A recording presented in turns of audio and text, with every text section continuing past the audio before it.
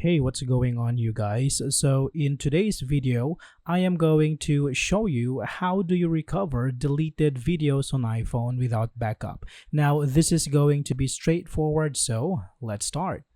So I have my iPhone album here already opened.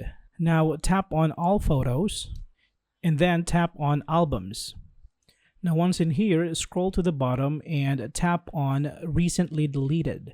Now this is going to bring up all your deleted videos within the last 30 days.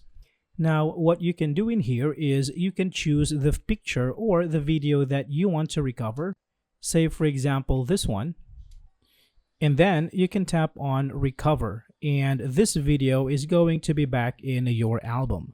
So that is how you recover a deleted videos on iPhone. I hope this is helpful for you guys. Thank you for watching and I'm going to see you in the next one.